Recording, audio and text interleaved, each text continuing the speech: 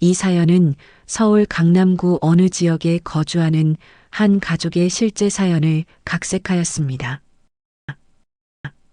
서울 중심가 고층 빌딩 30층 최고급 사무실에서 최영자 회장은 아침부터 분주하게 보고서를 검토하고 있었습니다. 70년의 세월을 살아오며 수많은 어려움을 극복하고 거대한 기업을 일군 그녀의 모습은 여전히 당당하고 위엄이 있었죠. 회색 정장을 단정하게 차려입은 영자 회장의 책상 위에는 각종 서류들이 차곡차곡 정리되어 있었고 벽면에는 수많은 표창장과 사진들이 걸려 있었습니다. 그때 갑자기 사무실 문이 급하게 두드려지더니 비서인 김대리가 다급한 표정으로 들어왔습니다. 평소 침착하고 신중한 성격으로 유명한 김대리가 이렇게 급하게 들어오는 모습은 처음이었어요. 그의 얼굴에는 당황스러움과 걱정이 가득했습니다. 회장님, 아가씨가 병원에 입원했다고 합니다. 김대리의 목소리는 떨리고 있었어요. 지금 중환자실에 계신다고. 빨리 가보셔야 할 것 같습니다. 영자 회장의 얼굴이 순간 창백해졌습니다. 손에 들고 있던 서류가 바닥에 떨어지는 것도 모른 채 그녀는 가슴을 부여잡았어요. 민서는 그녀에게 있어 세상에서 가장 소중한 존재였거든요. 아들과 며느리가 이혼한 후 혼자서 키워온 손녀딸이었습니다. 무슨 일이야? 어떻게 된 거야? 영자 회장의 목소리에는 평소의 위엄 대신 할머니로서의 절망감이 묻어났습니다. 정확한 상황은 아직 파악되지 않았습니다만 일단 상태가 심각하다고 병원에서 연락이 왔습니다. 김 대리는 최대한 침착하게 설명했지만 그의 목소리에도 긴장감이 역력했어요. 영자 회장은 즉시 자리에서 일어났습니다. 평소 어떤 위기 상황에서도 냉정함을 잃지 않던 그녀였지만 손녀 이야기를 듣는 순간 모든 것이 달라졌어요. 사무실 옷걸이에 걸려있던 고급 코트를 황급히 집어들며 김 대리에게 명령했습니다. 당장 차를 준비해. 빨리. 김 대리는 즉시 핸드폰을 꺼내 운전기사에게 연락했습니다. 지금 즉시 병원으로 출발 준비하세요. 회장님께서 급히 가셔야 합니다. 병원으로 가는 차 안에서 영자 회장은 온갖 생각들로 머릿속이 복잡했습니다. 민서는 항상 밝고 건강한 아이였는데 무슨 일이 일어난 걸까요? 사고라도 당한 건 아닐까? 아니면 갑작스런 병이라도. 상상만 해도 끔찍했어요. 차창 밖으로 스쳐 지나가는 도시의 풍경들이 흐릿하게 보였습니다. 평소 30분 거리가 이렇게 멀게 느껴진 적은 없었어요. 영자 회장은 손을 꽉 쥐고 민서의 안전을 간절히 빌었습니다. 병원에 도착한 영자 회장은 뛰다시피 중환자실로 향했습니다. 간호사들이 놀란 표정으로 바라봤지만 그녀에게는 그런 것들이 눈에 들어오지 않았어요. 중환자실 앞에서 의사를 만난 영자 회장은 떨리는 목소리로 물었습니다. 우리 민서는 어떻게 된 거예요? 의사는 심각한 표정으로 설명했습니다. 외상이 심각한 상태입니다. 특히 스트레스성 쇼크가 동반되어 있어서 당분간 지켜봐야 할 것 같습니다. 중환자실 유리창 너머로 보이는 민서의 모습에 영자 회장의 마음은 산산조각이 났습니다. 평소 활발하고 웃음이 많던 손녀가 온몸에 붕대를 감고 의식을 잃은 채 누워 있었거든요. 영자 회장은 중환자실 의자에 앉아 민서의 손을 꼭 잡고 있었습니다. 차가운 손녀의 손을 만지며 과거의 추억들이 머릿속을 스쳐갔어요. 민서가 5살 때 처음 할머니 집에 왔던 날, 작은 손으로 할머니의 옷자락을 붙잡고 할머니 무서워요라고 말하던 모습이 떠올랐습니다. 그때부터 영자 회장은 민서에게 아버지이자 어머니 그리고 할머니 역할을 모두 해왔거든요. 민서야, 할머니가 왔어. 괜찮을 거야. 영자 회장은 떨리는 목소리로 속삭였습니다. 하지만 민서는 여전히 의식을 잃은 상태였어요. 의료진들이 분주하게 오가는 모습을 보며 영자 회장의 가슴은 더욱 답답해졌습니다. 몇 시간 후 의사가 다시 찾아왔습니다. 회장님, 아가씨의 상태에 대해 말씀드릴 게 있습니다. 영자 회장은 즉시 자리에서 일어났어요. 어떻게 된 건지 정확히 말씀해 주세요. 외상도 문제지만 무엇보다 정신적 충격이 매우 심각합니다. 이런 상태는 단순한 사고로는 설명하기 어려워요. 지속적인 스트레스나 압박감에 시달렸을 가능성이 높습니다. 의사의 말에 영자 회장의 마음속에 의욕이 싹트기 시작했습니다.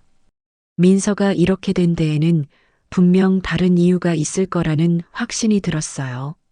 평소 건강하고 밝던 아이가 갑자기 이런 상태가 될 리는 없잖아요. 영자 회장은 즉시 김대리에게 전화를 걸었습니다. 김대리, 민서 일을 철저히 조사해. 학교에서 무슨 일이 있었는지, 친구들과는 어떤 관계였는지 모든 걸 다 알아봐. 네, 회장님. 즉시 조사하겠습니다. 다음 날 아침 김대리는 회사 사무실에서 바쁘게 전화를 걸고 있었습니다. 먼저 민서의 담임 선생님에게 연락했어요. 안녕하세요. 민서 할머니 쪽에서 연락드립니다. 민서가 입원을 해서 혹시 학교에서 특별한 일이 있었는지 여쭤보고 싶어서요. 담임 선생님의 대답은 애매했습니다. 특별한 일은 글쎄요. 요즘 좀 조용해지긴 했는데 김대리는 민서의 친한 친구들에게도 연락을 취했습니다. 하지만 아이들의 반응이 이상했어요. 모두들 말을 아끼며 잘 모르겠어요 라는 대답만 반복했습니다. 이런 반응 자체가 무언가 숨기고 있다는 증거였죠. 혹시 민서가 학교에서 힘들어하는 일이 있었나요? 김대리가 조심스럽게 물었습니다. 한 친구가 망설이다가 작은 목소리로 말했어요.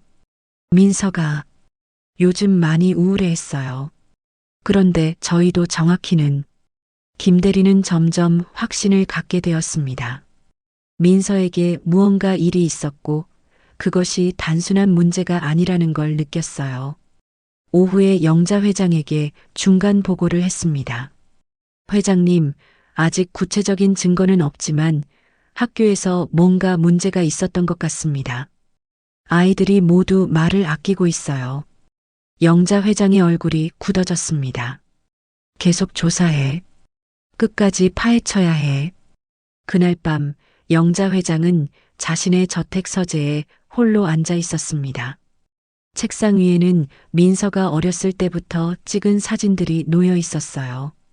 웃고 있는 민서의 모습을 보며 영자 회장의 마음은 복잡했습니다. 누가 감히 우리 민서를. 영자 회장의 목소리에는 분노가 섞여 있었어요. 70년을 살아오며 수많은 어려움을 겪었지만 손녀가 다친 것만큼 마음 아픈 일은 없었습니다. 창밖으로 보이는 도시의 불빛들이 반짝이고 있었지만 영자 회장의 마음은 어둠으로 가득했어요. 하지만 동시에 단단한 결심도 생겨나고 있었습니다. 단순히 돈으로 해결할 수 있는 문제가 아니라면 직접 나서야 한다는 생각이 들었거든요. 민서야, 할머니가 반드시 진실을 밝혀낼게. 영자 회장은 민서의 사진을 보며 조용히 다짐했습니다. 다음 날 아침 김대리는 더욱 본격적인 조사에 나섰습니다. 민서의 학교 관계자들과 친구들을 만나며 세심하게 정보를 수집했어요. 하지만 대부분의 사람들이 입을 다물고 있어서 쉽지 않았습니다. 민서와 가장 친한 친구가 누구인지 알 수 있을까요? 김대리가 담임 선생님에게 물었습니다. 수진이라는 아이와 친했는데 요즘은 잘 안 어울리더라고요. 담임 선생님도 뭔가 석연치 않다는 표정이었어요. 김대리는 수진이를 만나기 위해 학교 앞에서 기다렸습니다.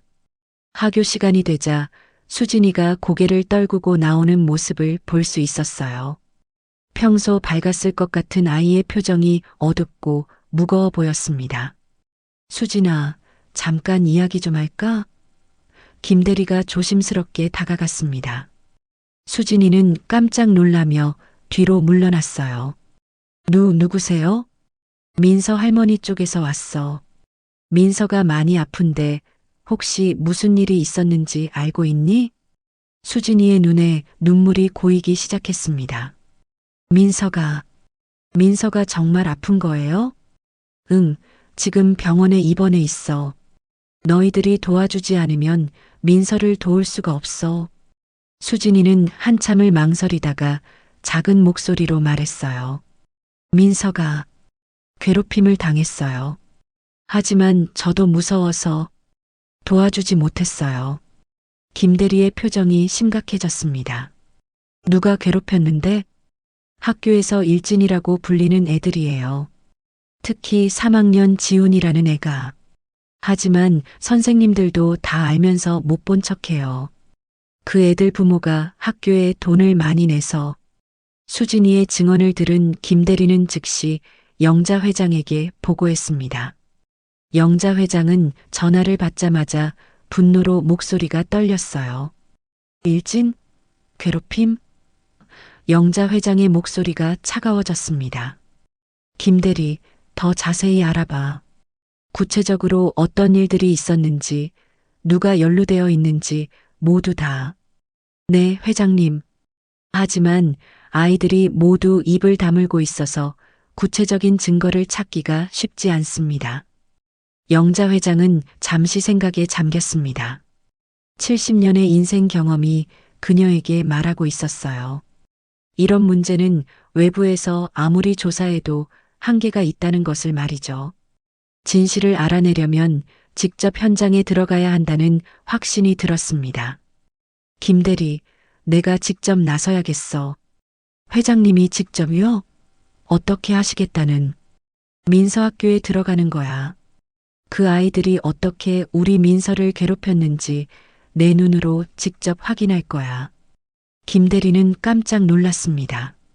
그런데 어떤 방법으로요? 영자 회장은 이미 계획을 세우고 있었어요. 우리가 그 학교 후원을 하고 있잖아. 그걸 이용하는 거야. 그날 밤 영자 회장은 서재에 앉아 민서의 사진을 바라보며 다짐했습니다. 민서야, 할머니가 반드시 너를 괴롭힌 놈들을 찾아내겠어. 그리고 정당한 대가를 치르게 할 거야. 다음 날 영자 회장은 김대리와 함께 세부적인 계획을 세웠습니다. 먼저 학교 측에 추가 후원을 제안하면서 급식소 운영에 관심을 보이기로 했어요. 그리고 자신이 직접 급식소에서 일하면서 학생들의 생활을 관찰하겠다는 계획이었습니다. 하지만 회장님, 너무 위험한 게 아닐까요? 만약 정체가 드러나면. 상관없어. 민서를 위해서라면 뭐든 할 수 있어. 영자 회장의 의지는 확고했습니다. 김대리는 학교 이사장에게 연락을 취했어요. 저희 회장님께서 교육 현장에 더 깊은 관심을 갖고 계셔서 급식 운영 개선에 직접 참여하고 싶어 하십니다.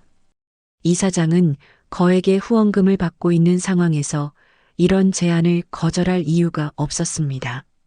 물론이죠. 언제든지 환영입니다. 영자 회장은 드디어 자신의 계획을 실행에 옮길 준비가 되었어요. 손녀를 괴롭힌 진범들을 찾아내고 그들에게 정당한 처벌을 내리기 위한 첫걸음을 내딛는 순간이었습니다. 영자 회장은 그날 밤 잠을 이루지 못했습니다. 침대에 누워서도 계속 민서 생각만 났어요. 중환자실에서 의식을 잃고 누워있던 손녀의 모습이 자꾸만 떠올랐습니다. 그 작고 여린 몸에 감겨진 붕대들, 창백한 얼굴, 할머니로서 느끼는 분노와 슬픔이 가슴을 짓눌렀어요. 새벽 5시 영자 회장은 결국 잠자리에서 일어났습니다. 거실 소파에 앉아 민서가 어렸을 때부터 찍은 사진들을 하나하나 들여다봤어요. 유치원 입학식 때 환하게 웃던 모습, 초등학교 운동회에서 달리기 하던 모습, 중학교에 입학해서 교복을 입고 찍은 사진까지 모든 순간들이 소중했습니다. 이 아이를 누가 감히. 영자 회장의 손이 사진을 꽉 쥐며 떨렸어요. 아침이 되자 김 대리가 찾아왔습니다. 회장님, 학교 측에서 연락이 왔습니다. 이사장님이 직접 만나 뵙고 싶다고 하시네요. 좋아. 당장 가자. 영자 회장은 평소보다 더욱 단정하게 옷을 차려입었습니다. 검은색 정장에 진주 목걸이를 메고 머리를 깔끔하게 정리했어요. 하지만 마음속으로는 이미 다른 계획을 세우고 있었습니다. 곧 이 모든 것을 벗어던지고 급식소 아줌마가 되어야 한다는 생각에 마음이 복잡했어요. 학교 이사장실에 도착한 영자 회장은 이사장과 마주 앉았습니다. 이사장은 예상했던 것보다 훨씬 비굴한 모습이었어요. 거액의 후원금 때문에 영자 회장 앞에서는 고개를 숙이고 있었습니다. 회장님께서 우리 학교에 보여주시는 관심에 정말 감사드립니다. 이사장이 허리를 굽히며 인사했어요. 아니에요. 미래의 주역인 아이들을 위한 일이니까요. 영자 회장은 차분하게 대답했습니다. 특히 급식 부분에 관심이 많아서요. 아이들이 건강하게 먹는 것만큼 중요한 게 없잖아요. 물론입니다. 급식소 운영에 직접 참여하고 싶으시다고 들었는데, 네, 현장을 직접 보고 싶습니다. 며칠 동안 급식소에서 일해보면서 어떤 부분을 개선할 수 있을지 알아보고 싶어요. 이사장은 기뻐하며 손뼉을 쳤습니다. 정말 좋은 생각이십니다. 언제부터 시작하시겠어요? 내일부터 가능할까요? 영자 회장의 목소리에는 절박함이 묻어 있었지만 이사장은 그것을 열정으로 받아들였어요. 학교를 나온 후 영자 회장은 김대리와 함께 급식소 아줌마 복장을 준비했습니다. 백화점에서 파는 고급 브랜드 대신 동네 시장에서 파는 평범한 옷들을 샀어요. 머리 망건, 앞치마, 편안한 운동화까지 70년 인생에서 처음 입어보는 옷들이었습니다. 회장님, 정말 괜찮으시겠어요? 너무 무리하시는 건 아닌지. 김대리가 걱정스럽게 물었어요. 김대리, 나는 민서 할머니야. 손녀를 위해서라면 이 정도는 아무것도 아니야. 영자 회장의 목소리는 단호했습니다. 그날 저녁 영자 회장은 거울 앞에 서서 자신의 모습을 바라봤어요. 평소 우아하고 품이 있던 모습 대신 소박한 일반인의 모습이 보였습니다. 하지만 그녀의 눈빛만은 여전히 날카롭고 의지가 강했어요. 김순자. 이제 내 이름은 김순자야. 영자 회장은 자신에게 말했습니다. 이름도 바꾸고 모습도 바꾸고 신분도 바꿔야 했어요. 모든 것을 바꿔서라도 민서를 괴롭힌 진범들을 찾아내겠다는 각오였습니다. 김대리는 몰래 녹음기와 소형 카메라를 준비했습니다. 이걸로 증거를 수집하시면 됩니다. 하지만 절대 들키시면 안 돼요. 알았어. 그리고 혹시 모르니까 매일 저녁에 보고받을게.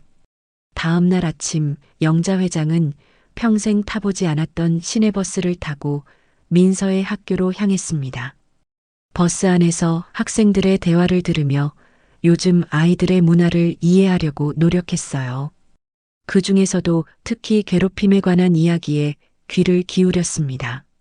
학교에 도착한 영자 회장, 아니, 이제는 김순자 아줌마는 깊게 숨을 들이쉬었습니다. 민서야, 할머니가 왔어. 반드시 너를 괴롭힌 놈들을 찾아내겠어. 학교 급식소 앞에 선 영자 회장은 잠시 망설였습니다. 평생 남에게 고개 숙인 적 없던 그녀였지만 이제는 김순자라는 이름으로 새로운 삶을 시작해야 했어요. 급식소 문을 열고 들어서자 이미 일을 시작한 다른 급식 아줌마들이 보였습니다. 새로 오신 분이세요? 50대로 보이는 급식소 책임자가 다가왔어요. 네, 김순자라고 합니다. 잘 부탁드려요. 영자 회장은 최대한 자연스럽게 인사했습니다. 아, 후원사에서 오신다고 들었어요. 반가워요. 저는 박주임이에요. 다른 아줌마들도 하나둘씩 인사를 건넸습니다. 영자 회장은 이들과 어울리기 위해 평소보다 훨씬 부드러운 말투를 사용했어요. 70년 인생에서 가장 어색한 순간들이었지만 민서를 위해서라면 무엇이든 할 수 있었습니다. 순자 씨, 처음이시니까 밥 담는 일부터 시작하세요. 아이들이 많이 와서 정신없을 거예요. 박주임이 설명해 줬어요. 급식 시간이 시작되자 학생들이 우르르 몰려들었습니다. 영자 회장은 국자를 들고 밥을 담아주면서 아이들의 얼굴을 하나하나 살펴봤어요. 혹시 민서의 친구들이 있을까 해서 말이죠. 아줌마, 밥 많이 주세요. 한 학생이 밝게 웃으며 말했습니다. 그래, 많이 먹어야 키가 크지. 영자 회장도 웃으며 밥을 담아줬어요. 그런데 잠시 후 분위기가 달라졌습니다. 몇 명의 학생들이 들어오자 다른 아이들이 긴장하는 모습이 보였어요. 앞에 서 있던 아이들이 자리를 양보하며 피하는 모습이었습니다. 야, 너희들 뭐해? 빨리 비켜. 그중 한 학생이 거칠게 말했어요. 영자 회장은 그 학생들을 주의 깊게 관찰했습니다. 다른 아이들과는 확연히 다른 분위기였어요. 옷차림부터 말투까지 모든 게 공격적이었습니다. 아마 이들이 소문으로 들었던 일진 무리일 거라는 생각이 들었어요. 아줌마 밥. 그중 한 학생이 무례하게 말했습니다. 네, 얼마나 드릴까요? 영자 회장은 최대한 친절하게 대했어요. 적당히. 그리고 반찬도 좋은 거로. 영자 회장은 속으로 분노를 억누르며 밥을 담아줬습니다. 이런 아이들이 민서를 괴롭혔을 거라는 확신이 들었어요. 하지만 아직은 참고 기다려야 했습니다. 점심시간이 끝나고 급식소가 정리될 때쯤 영자 회장은 다른 아줌마들과 대화를 나눴어요. 요즘 아이들 참 버릇 없지 않아요? 영자 회장이 조심스럽게 물어봤습니다. 그러게 말이에요. 특히 3학년 몇몇 애들은. 에휴. 박주임이 한숨을 쉬었어요. 어떤 아이들인데요? 지훈이라는 애하고 그 일당들이요. 다른 아이들 괴롭히고 선생님들도 못 본 척하고. 영자 회장의 가슴이 뛰기 시작했습니다. 지훈이라는 이름 그리고 괴롭힘이라는 단어가 민서와 연결되는 것 같았어요. 많이 심한가요? 심하죠. 얼마 전에도 한 아이가 그 애들 때문에 병원에 실려갔다는 소문이. 박주임이 말을 멈췄어요. 영자 회장의 손이 떨렸습니다. 그 아이가 바로 민서일 거라는 확신이 들었어요.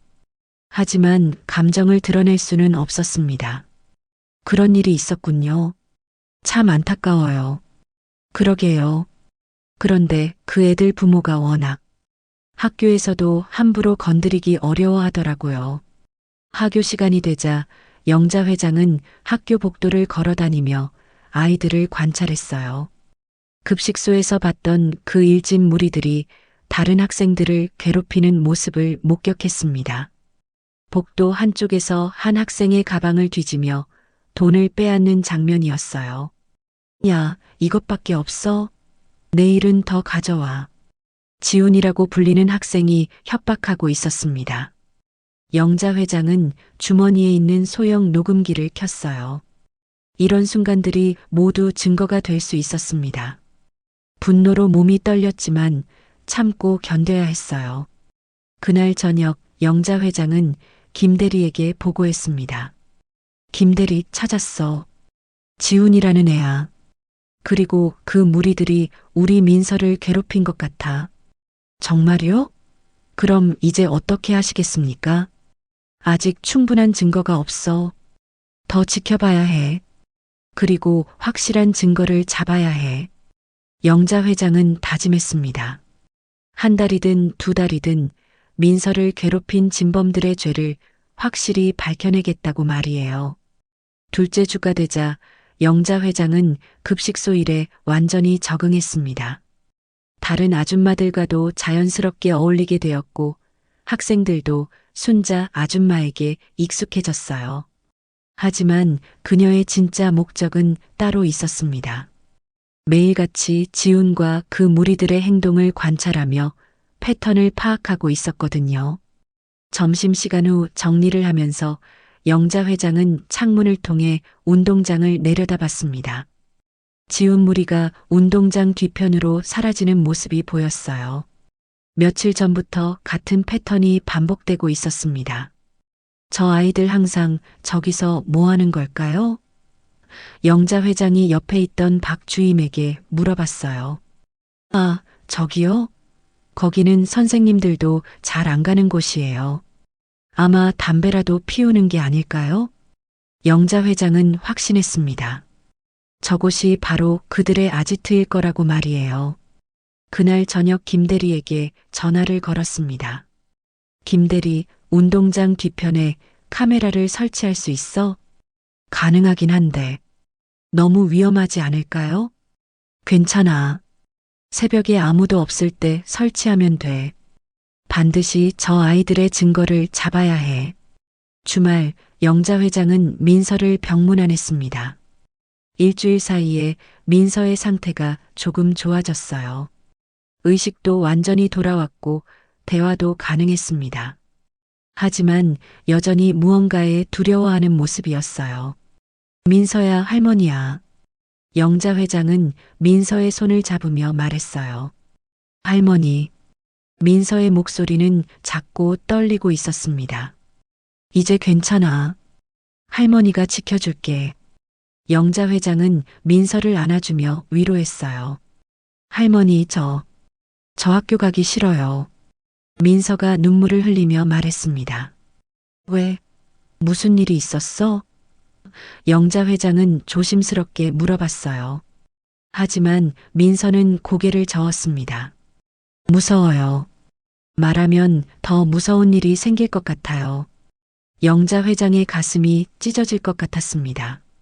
손녀가 이렇게 두려워하고 있는데 그 원인을 제공한 아이들이 아직도 학교에서 떵떵거리고 다니고 있다는 사실이 분노로 치밀어 올랐어요. 민서야, 할머니를 믿어. 모든 걸 해결해 줄게. 월요일 영자 회장은 김대리가 설치한 카메라가 제대로 작동하는지 확인했습니다. 점심시간이 되자 예상대로 지훈 무리가 운동장 뒤편으로 향했어요. 영자 회장은 급식소 창문에서 그들의 움직임을 지켜봤습니다. 순자 씨, 뭘 그렇게 보세요? 박 주임이 궁금해하며 다가왔어요. 아, 그냥 아이들이 신경 쓰여서요. 그날 오후 영자 회장은 지훈이 급식소에 늦게 나타나는 모습을 봤습니다. 다른 학생들은 이미 다 받아간 후였어요. 지훈은 불친절하게 밥을 요구했습니다. 아줌마 밥. 네, 잠깐만요. 영자 회장은 밥을 담아주면서 대화를 시도했어요. 늦었네. 어디 갔다 온 거야? 상관없잖아요. 지훈이 퉁명스럽게 대답했습니다. 그래도 밥은 따뜻할 때 먹어야지. 너희 반에 민서라는 애 알아? 지훈의 표정이 순간 변했습니다. 민서요? 아, 그 애. 요즘 안 보이던데? 영자 회장은 지훈의 반응을 놓치지 않았어요. 분명히 민서를 알고 있었고 무언가 숨기고 있었습니다. 왜? 친했어? 친하긴요. 그냥 같은 반이었을 뿐이에요. 지훈이 회피하듯 말했습니다. 그 애가 아프다던데. 아, 그래요? 잘 모르겠는데. 지훈은 급하게 자리를 떠났어요. 영자 회장은 주머니에 있던 녹음기를 확인했습니다. 지훈의 대화가 모두 녹음되어 있었어요. 비록 직접적인 증거는 아니지만 민서를 아는 것은 분명했습니다. 방과 후 영자 회장은 복도를 청소하는 척하면서 지훈 무리의 행동을 관찰했어요. 그들이 한 학생의 사물함을 뒤지는 모습을 목격했습니다. 그리고 그 사물함에서 뭔가를 꺼내버리는 장면까지 봤어요. 학생들이 모두 하교한 후 영자 회장은 그들이 버린 것을 확인해 봤습니다. 놀랍게도 그것은 민서의 일기장이었어요. 표지에 민서라고 적혀 있었고 내용을 보니 괴롭힘 당한 기록들이 자세히 적혀 있었습니다. 지훈이가 또 돈을 달라고 했다. 무서워서 용돈을 다 줬다. 오늘은 운동장 뒤에서 밀쳤다. 넘어져서 무릎이 까졌다. 이제 정말 견딜 수 없다. 죽고 싶다. 영자 회장의 손이 떨렸습니다. 민서가 이런 고통을 혼자 감당하고 있었다는 사실에 가슴이 미어졌어요. 동시에 분노가 치밀어 올랐습니다. 이제 확실한 증거가 생겼어요. 그날 밤 영자 회장은 김 대리에게 일기장을 전달하며 말했습니다. 이제 시작이야. 저 아이들의 죄를 하나하나 밝혀낼 거야. 영자 회장은 민서의 일기장을 발견한 후 더욱 치밀하게 증거 수집에 나섰습니다. 매일 아침 일찍 학교에 나가서 지훈 무리의 행동을 관찰했어요. 그들이 다른 학생들을 괴롭히는 패턴, 돈을 갈취하는 방식, 협박하는 말들까지 모든 것을 기록했습니다.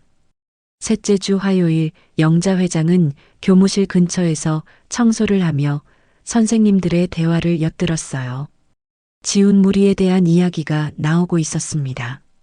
지훈이 문제가 심각한 것 같은데 한 선생님이 말했어요. 그러게요. 하지만 그 아이 아버지가 이 지역 건설업체 사장이잖아요. 학교 건물도 그 회사에서 지었고 다른 선생님이 조심스럽게 대답했습니다. 그래도 이대로 놔둘 수는 없지 않아요?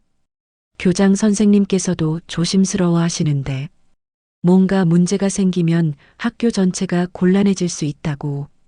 영자 회장은 이 대화를 들으며 학교 내부의 부패 구조를 파악했어요.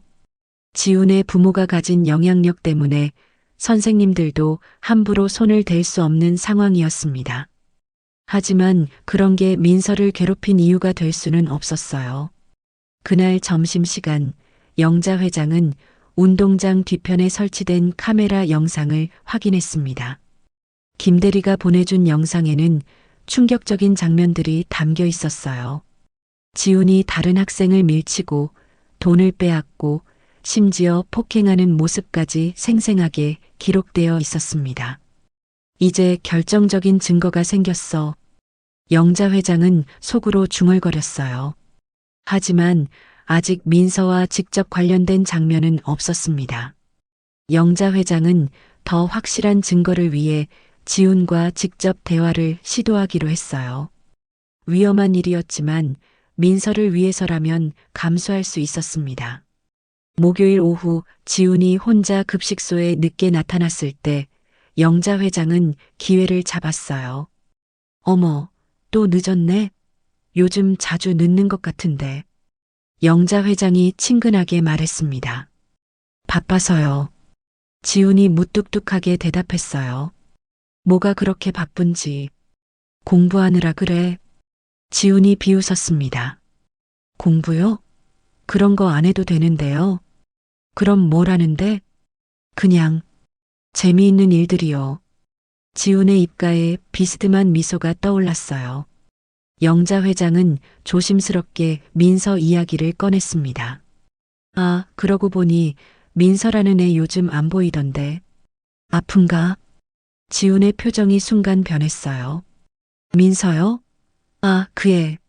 맨날 징징거리던 애 말이에요? 징징거린다고? 네, 맨날 울고불고. 정말 짜증났거든요. 지훈이 거침없이 말했습니다. 영자 회장의 손이 떨렸지만 참았어요. 왜 울었는데? 글쎄요. 별일도 아닌데 호들갑 떠는 거죠. 돈 좀 빌려달라고 했는데 마치 세상 끝난 것처럼. 지훈이 웃으며 말했습니다. 돈을 빌려달라고? 네, 용돈이 떨어져서요. 그런데 그 애가 너무 인색한 거예요. 같은 반인데 친구 좀 도와주면 되잖아요. 영자 회장은 주머니의 녹음기가 이 모든 대화를 기록하고 있다는 것을 확인했어요. 지훈이 스스로 민서를 괴롭혔다는 증거를 제공하고 있었습니다. 그래서 어떻게 됐어? 결국 돈은 받았죠. 좀 세게 말했더니 바로 줬어요. 지훈이 자랑스럽게 말했습니다. 세게 말했다는 게 그냥 좀 무서워하게요. 애들은 겁을 주면 금방 말을 듣거든요. 지훈이 냉소적으로 웃었어요. 영자 회장은 더 이상 참을 수 없었지만 급식소 아줌마 역할을 유지해야 했습니다. 그런 식으로 하면 안 되는 거 아니야? 왜요? 별일 아닌데. 어차피 그 애는 이제 안 나올 것 같던데요. 왜? 병원에 입원했다던데요. 뭔가 크게 다쳤나 봐요. 지훈이 무관심하게 말했습니다. 영자 회장의 분노가 극에 달했지만 마지막까지 연기를 계속했어요. 아이고, 그럼 안 됐네. 저는 상관없어요. 오히려 조용해져서 좋은데요. 지훈이 밥을 받아들고 자리를 떴습니다. 그날 저녁 영자 회장은 김 대리에게 녹음 파일을 전달하며 말했습니다. 이제 충분해. 저 아이가 직접 자백했어. 민서를 괴롭혔다는 걸 인정했고 심지어 자랑스러워하고 있어. 정말 충격적입니다. 이제 경찰에 신고하시겠습니까? 아니야, 아직 조금 더 기다려. 더 확실한 증거를 모아야 해. 저 아이들이 완전히 벗어날 수 없도록 만들어야 해. 영자 회장은 다음 주까지 더 증거를 수집하기로 했습니다. 민서를 괴롭힌 모든 아이들이 정당한 처벌을 받을 수 있도록 완벽한 증거를 준비하고 싶었거든요. 마침내 한 달간의 잠복 근무가 끝나가고 있었습니다. 영자 회장은 지금까지 수집한 모든 증거들을 정리하며 최종 계획을 세웠어요. 녹음 파일들, 동영상 증거들, 민서의 일기장, 그리고 다른 피해 학생들의 증언까지. 이제 지훈과 그 무리들이 빠져나갈 구멍이 없었습니다. 금요일 아침 영자 회장은 변호사와 함께 경찰서를 찾았습니다. 김 대리가 미리 준비해둔 모든 자료들을 경찰에게 제출했어요. 담당 형사는 자료를 검토하며 놀라는 표정을 지었습니다. 이 정도면 충분한 증거입니다. 즉시 수사에 착수하겠습니다. 형사가 단호하게 말했어요. 꼭 부탁드립니다. 우리 손녀뿐만 아니라 다른 아이들도 더 이상 피해를 보면 안 되거든요. 영자 회장의 목소리에는 간절함이 묻어 있었습니다. 월요일 오전 영자 회장이 평소처럼 급식소에서 일하고 있을 때 학교에 경찰차가 들어왔습니다. 여러 명의 경찰관들이 교무실로 향하는 모습이 보였어요. 곧이어 방송이 나왔습니다. 3학년 지훈, 민호, 상현, 지은 학생은 즉시 교무실로 오기 바랍니다. 영자 회장은 급식소 창문에서 그 광경을 지켜봤어요. 지훈과 그의 무리들이 당황한 표정으로 교무실로 향하는 모습이 보였습니다. 평소 당당하고 거만했던 그들의 모습은 온데간데 없었어요. 1시간 후 경찰들이 지훈 무리를 연행하는 모습이 보였습니다. 수갑까지 채워진 상태였어요. 다른 학생들은 충격에 빠져 그 광경을 바라보고 있었습니다. 어떻게 된 거야? 한 학생이 중얼거렸어요. 지훈이들이 경찰에 잡혀가네. 다른 학생이 놀라며 말했습니다. 영자 회장은 속으로 안도의 한숨을 내쉬었습니다. 드디어 정의가 실현되는 순간이었어요. 민서를 괴롭힌 아이들이 마땅한 대가를 치르게 되었습니다. 그날 저녁 영자 회장은 병원으로 민서를 보러 갔습니다. 민서는 이미 많이 회복된 상태였고 다음 주에 퇴원할 예정이었어요. 민서야, 할머니가 좋은 소식을 가져왔어. 영자 회장이 민서의 손을 잡으며 말했습니다. 무슨 소식이에요, 할머니? 너를 괴롭힌 아이들이 모두 잡혔어? 이제 더 이상 무서워하지 않아도 돼. 민서의 눈에 눈물이 고였습니다. 정말이요? 정말이야. 할머니가 모든 걸 해결했어. 이제 학교에 다시 갈 수 있어. 민서는 할머니를 꼭 껴안았습니다. 고마워요, 할머니. 어떻게 알아내셨어요? 영자 회장은 미소를 지으며 말했어요. 할머니는 민서를 위해서라면 뭐든 할 수 있거든. 화요일 영자 회장은 급식소에서의 마지막 근무를 했습니다. 다른 아줌마들이 아쉬워하며 작별 인사를 건넸어요. 순자 씨, 정말 아쉬워요.